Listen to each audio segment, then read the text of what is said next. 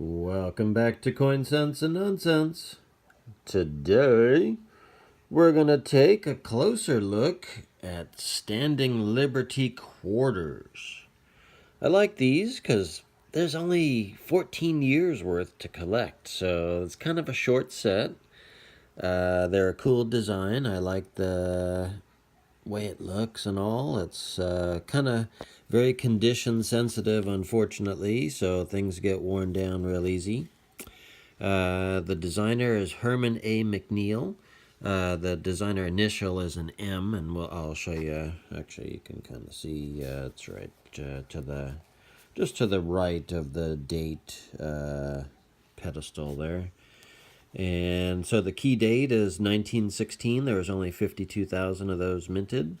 The next least minted is the 1927S at 396,000. The thing that's kind of neat with these is there's two varieties. So much like with the Buffalo Nickels, they kind of had to rethink things for design reasons. So from 1916 to 1917, those are called, variety one is called the No Stars. Actually, there's only, in 1916, that's the only way they came. In 1917, there's two choices, so that kind of makes it interesting.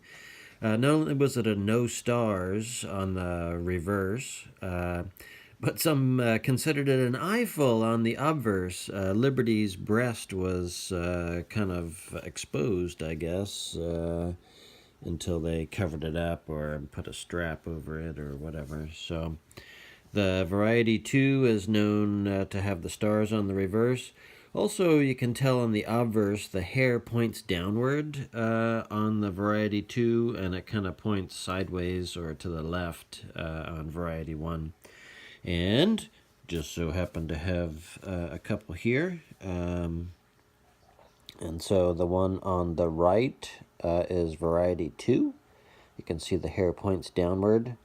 The one on the left is variety 1, obviously. And you can tell because there's no stars on the reverse. And the stars would be right below the eagle. And then this one here, there's the stars. So they kind of shoved the eagle up a little bit, and that's what happened. So I've got one on the microscope here. You can see where the mint mark is. And so it's just to the left of the date and towards that left-hand star near the pedestal. And there's the designer initial there, the M. So in 1925, also they changed how they positioned the date. It's recessed from 1925 to 1930, so it's less worn on those years.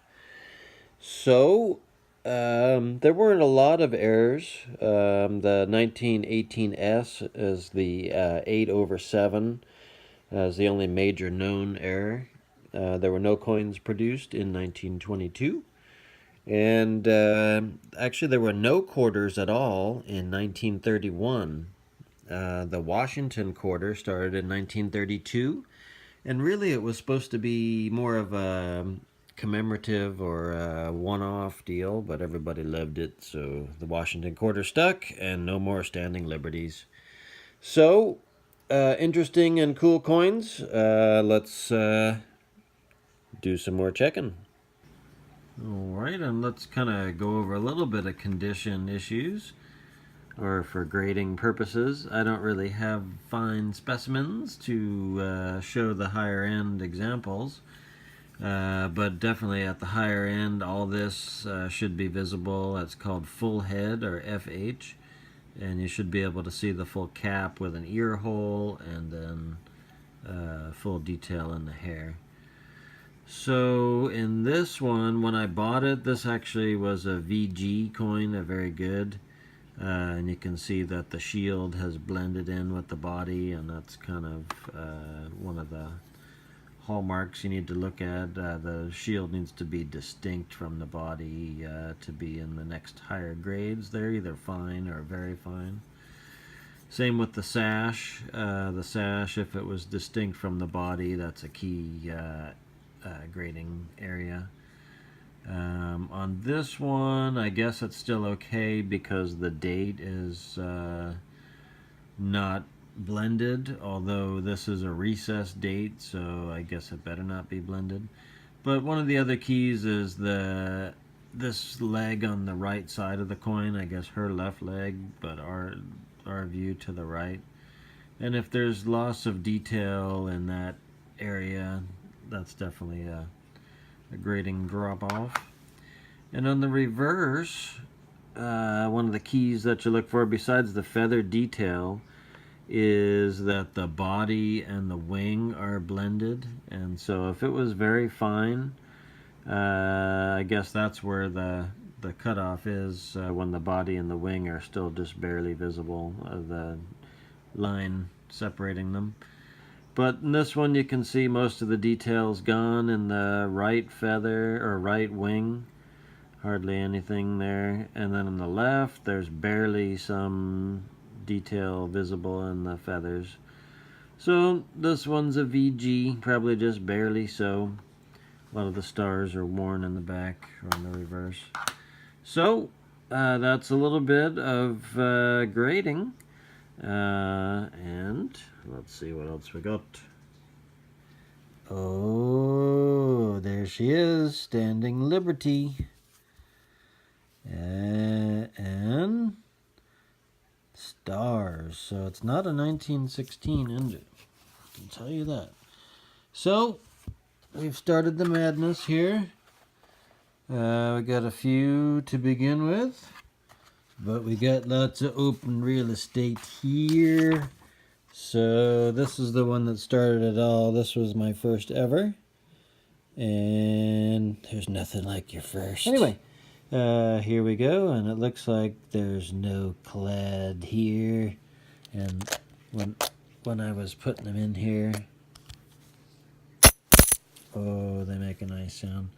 But let's try to do this.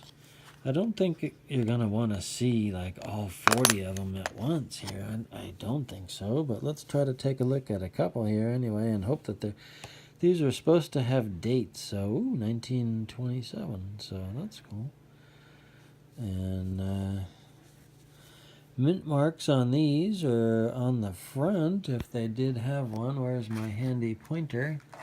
So if there was a mint mark, it would be in this area right here, to the left of the date, but to the right of the star, the last star in this column, if it did have a mint mark. So I would have to get in with the microscope and check it out. It looks like might be something there, but anyway, I don't want to bore you guys with all this stuff.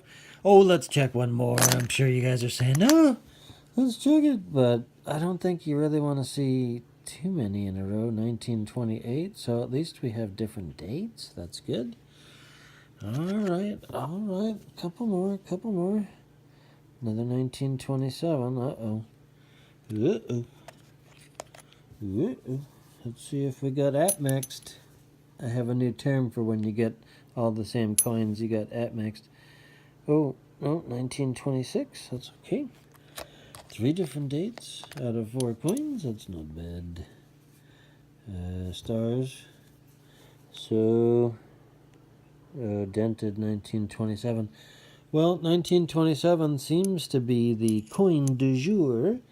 And probably is the most. I'm not up on my standing liberties enough to know which year is the most plentiful, but I'm guessing 1927 is a pretty hearty year. Let's see what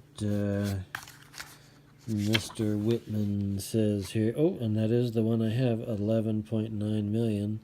Well, most likely it's not the D. Look at that number, so I don't think so.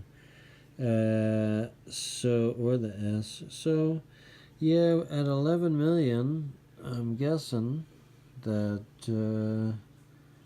yeah, I guess that's about average. So, anyway, so let's do a few more, and then I'm gonna go do some off camera and organize, and I will show you guys what I have. I don't want to bore everybody. 19 looks like maybe 29, so that's encouraging. So I will check these out and I will be back. Alright, we've made a crude standing Liberty score sheet here by decade and year, and crossed out the ones that don't exist. So nothing in the teens.